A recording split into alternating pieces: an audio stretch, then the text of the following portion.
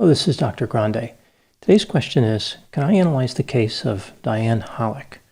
Just a reminder, I'm not diagnosing anybody in this video, only speculating about what could be happening in a situation like this. If you enjoyed this video, please like it, subscribe to my channel, and consider supporting me on Patreon. I will put the link to Patreon in the description for this video. First, I'll look at the background of this case. I'll move to the timeline of the crime, then offer my analysis. In 2001, 43-year-old Diane Holik lived in Austin, Texas. She had moved there in 1996. Her job was managing new employees at IBM. Diane owned a nice house in an upscale neighborhood. She had 2 dogs.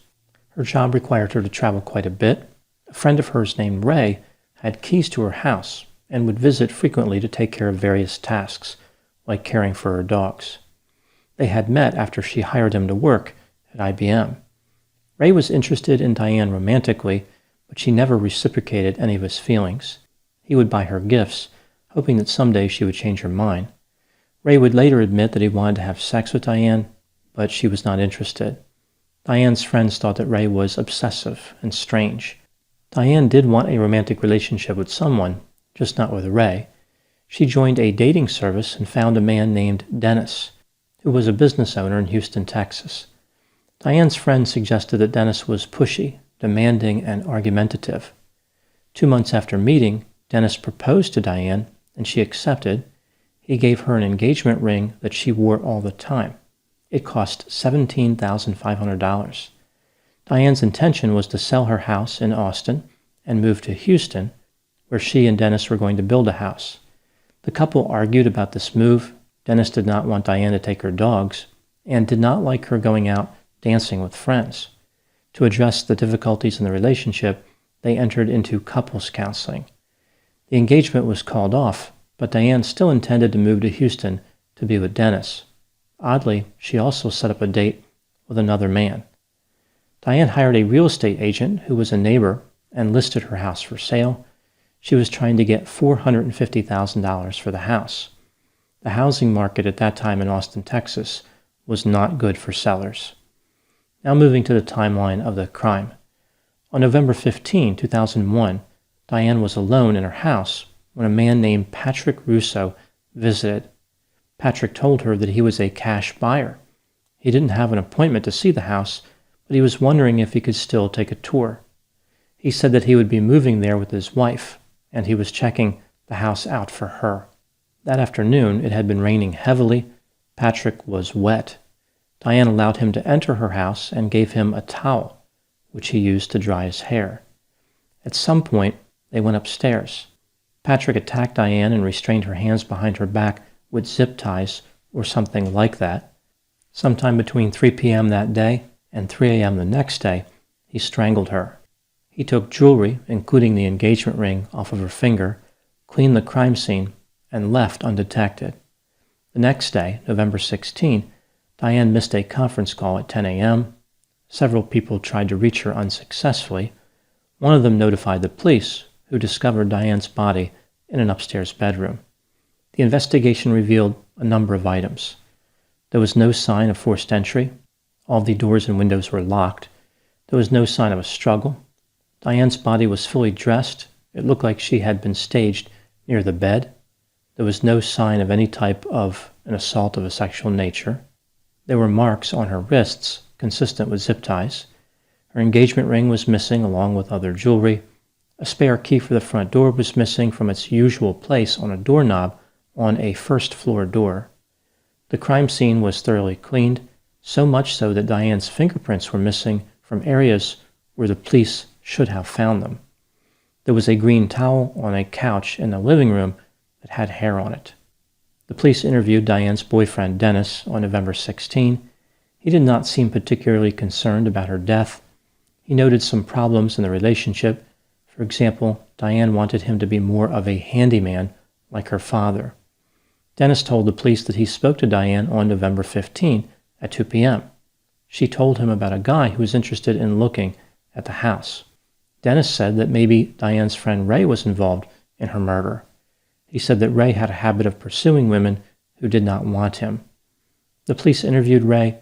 He admitted that he was attracted to Diane and disappointed that the relationship did not involve sex, Ray pointed the finger at Dennis, saying that he was not the right person for Diane. The police noticed that Ray was overly eager to help with the investigation. The police had no evidence linking Dennis or Ray to the murder. They decided to visit Diane's neighborhood again and talk to other homeowners whose houses were for sale.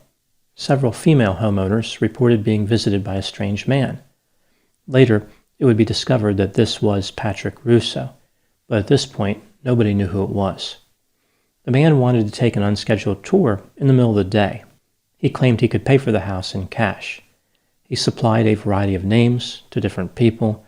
They had a bad feeling about him. They described him as strange and scary looking. Many of the women would not open the door.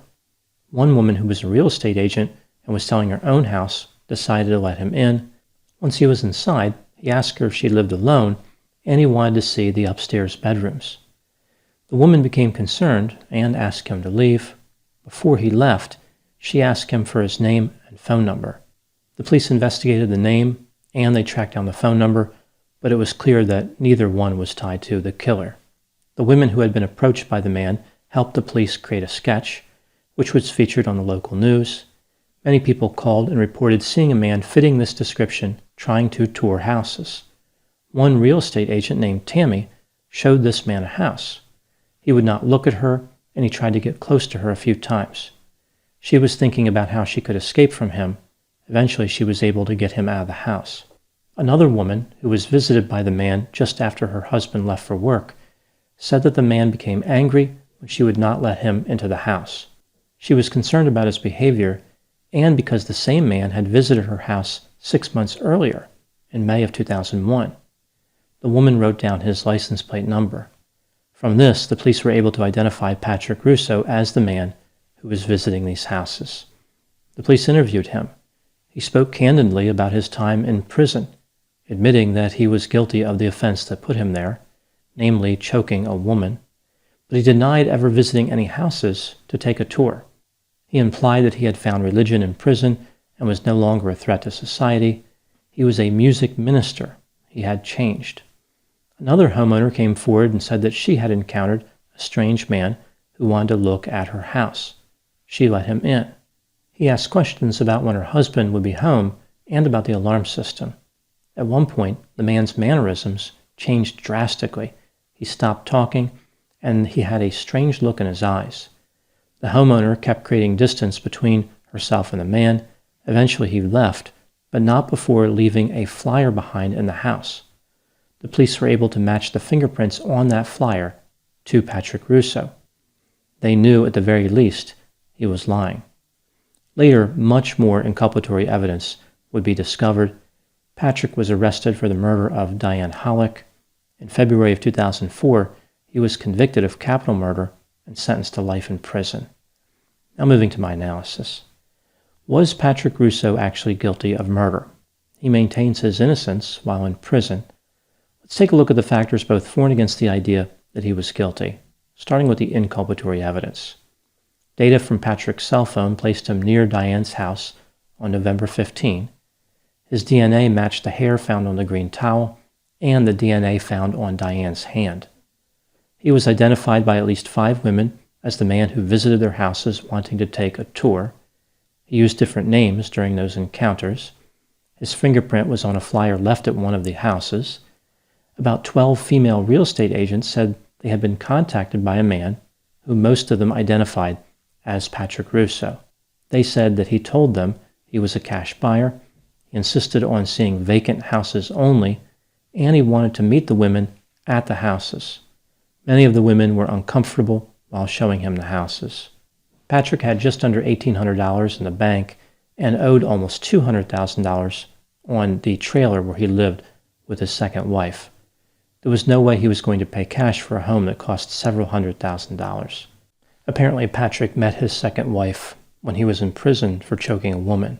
One thinks of the phrase here, scraping the bottom of the barrel, but this is like pushing the barrel out of the way and digging 10 feet into the ground to find a desired outcome.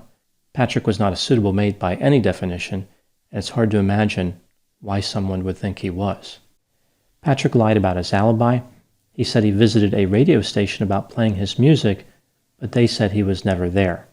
Apparently he was well known to them. He had visited there in the past about his music. After being interviewed by the police, Patrick went to visit the pastor of the church where he worked. He told the pastor that he felt as though he was going to be arrested for killing a lady and that some jewelry had been taken from the victim. The police had not released the information about the jewelry. Patrick's first wife said that he could not have an orgasm unless he was choking her. She thought that she was going to die a few times. Patrick was on parole after serving time for choking a woman. Patrick had a paid subscription to a website featuring images and videos of women posing as if they were being asphyxiated. Moving to the exculpatory evidence, no witnesses or video placed Patrick at the scene of the murder. Diane had other men in her life who violated boundaries, although there was no indication of violence and their alibis checked out. That's pretty much it for exculpatory evidence. There's not a lot in this case. When considering the evidence, do I think that Patrick Russo was guilty? Yes, I believe he was guilty in reality and guilty beyond a reasonable doubt.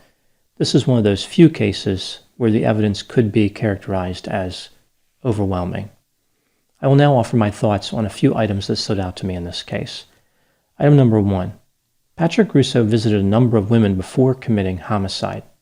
Of the 5 women I mentioned, he visited 2 of their houses twice. It is believed he visited Diane Holik twice as well, one time when she was murdered and one time earlier that same day. Patrick was increasing his risk by interacting with all these different potential victims. It's like he was worried about trying to get the situation perfect before he committed murder. He wanted things to be just right. For example, he kept trying to get potential victims into an upstairs bedroom, which of course is where he killed Diane. He may have been focused on the bedroom in order to simulate an environment that is associated with sex, or to simply get the women further away from safety. Item number 2. The police believe that both Dennis and Ray behaved strangely and had the wrong emotional responses to her death. They didn't have anything to do with her murder, and there was no physical evidence tying them to the crime, but the police were looking at them more closely because of this observation about the emotions. I think this exemplifies how emotional reactions do not necessarily indicate guilt or innocence, and how many individuals are involved with people who violate boundaries. Item number 3. Law enforcement may have been suspicious about Dennis and Ray, but before the homicide, they appeared to ignore warning signs about Patrick. He was an obvious danger to society. He was on parole for choking a woman. His behavior was strange and made people uncomfortable. He was visiting houses he could not afford, and he was on a website featuring simulated homicide. It was clear that Patrick was intent on committing a serious crime. Where was law enforcement?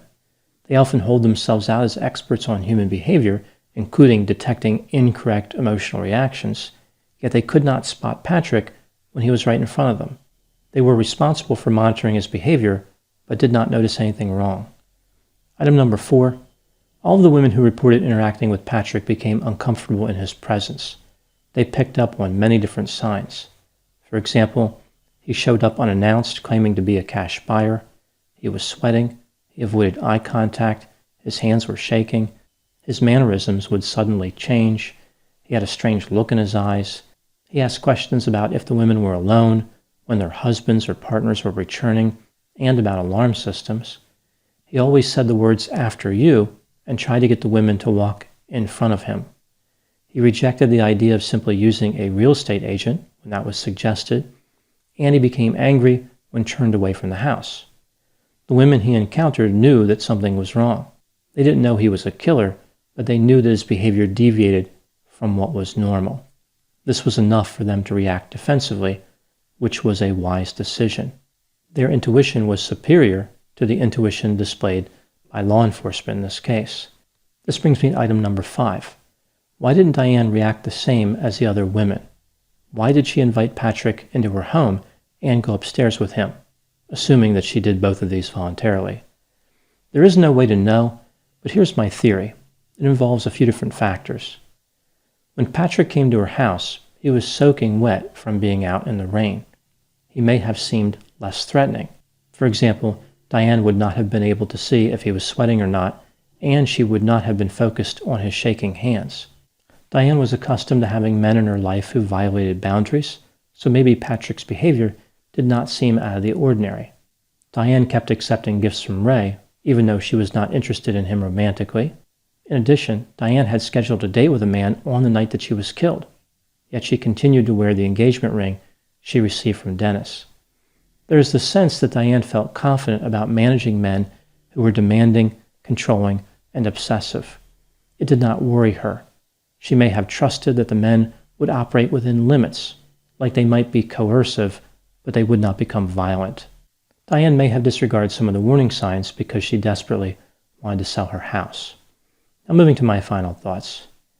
I think the theme of this case is the concept of opposing forces. As far as Patrick, he was sadistic and desperately wanted to commit a murder, but he was also anxious.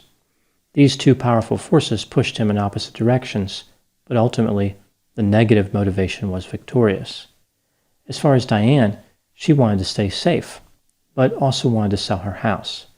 Unfortunately, the latter motivation was dominant.